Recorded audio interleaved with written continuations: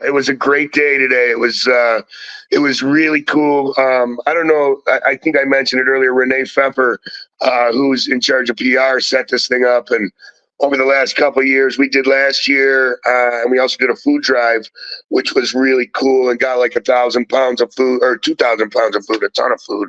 At the last TTB show in the area, it was really great. It was cool, man. So we get there, and we're all just kind of, all right, what do you want us to do? And we were loading these bags, and they told us this story just before we started, and it was so touching. It was unbeknownst to me at the time. There's 90 elementary schools in our area, in a two-county area, where a lot of the kids don't have food on the weekends. So our plan today was we packed 720 of these bags with, the 4 food groups in them and some fruit and some protein and some stuff. And then we tied them up in bags and packed them up on pallets and shipped them. But the cool part was the teachers go around on Friday afternoon. So this Friday, they will go around and they know what kids, what lockers, and the kids leave their backpacks in the lockers, and the teachers go, all the volunteers go and load them up so the kids have food over the weekend. And it was really heartfelt to be able to do that. Last year, we really kind of were a little disorganized, and we were just kind of sorting some stuff. And this year, and a lot of the repeat people, and we really felt great about it, man. It was so cool to do it in Kofi's honor, and just thrilled to be a part of it. And how many cities this year? Was it 13 or something? 15, I've been told. Unbelievable, man. That's just so cool that we're making an impact for, in honor of, our old buddy. And, I was never really close with Kofi, but I have a great Kofi story. The first time we met, oh my God, it had to be 2000 or 2001, something like that. And I'm sure we could look it up because they played Buffalo, and then the next night they played Vermont and the X Games. And coincidentally, I was at both shows, but Derek, oh God, he couldn't have been 21 yet, I don't even think. And Derek and Kofi at the end of the show, great show. And, as brothers do, they had a little beef. And Kofi kind of, I don't want to say stormed off the stage, but he was going for a drink. And I'm like, hey, Kofi, you want a drink, man? And he says, yeah, I'll have a Grand Marnier. And at the time, I was drinking Grand Marnier like it was water. And I'm like, perfect. And I don't know, 6 hours later, we dropped Kofi off at the hotel after drinking all of the Grand Marnier in the city of Buffalo, and it was pretty spectacular.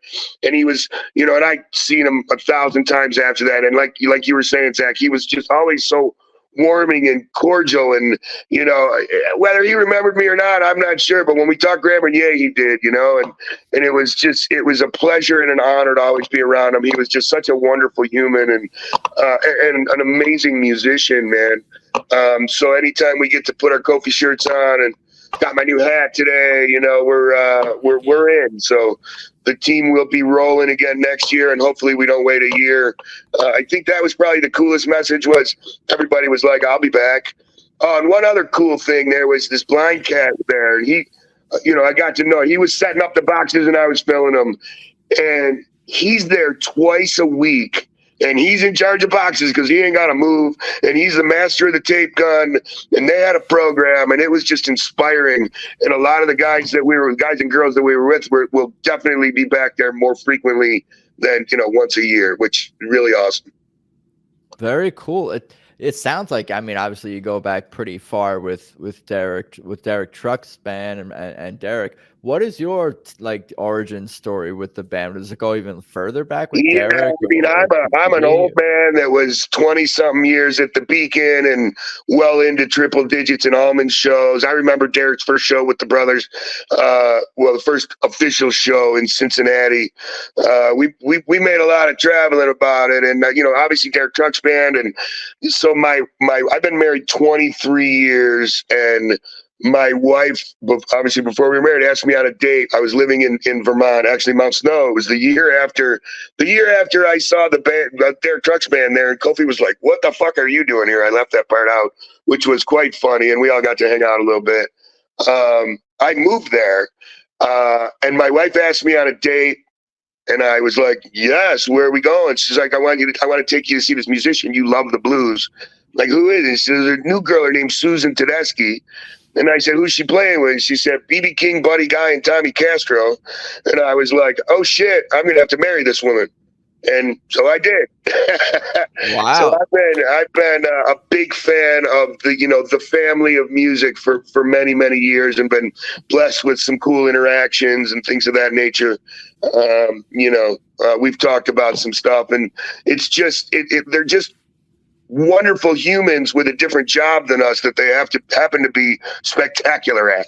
You know what I mean? And That's a great way to put it, because Yeah. we've all been trying to express that thought, I think, in a lot of ways over the You know, years. I'm in the restaurant business, and I have had the honor and pleasure, and sometimes not so pleasure, to meet almost everybody. You know what I mean? Has been through the restaurant or through the casinos I was working at, whatever. And there's not a group of sweeter people, in my opinion. And I find it just amazing that they can keep that together with 12 people now. You know what I mean? It's just it's a true family, and it's inspirational, and it's it's church, man. It clean. I'm a better man when I get home from a show. You know what I mean? And it's soul cleansing to me, and I love them all tremendously. The music and it's just so much cooler, because you know how sweet they are and how they genuinely give a shit about you as a fan, and it's just spectacular.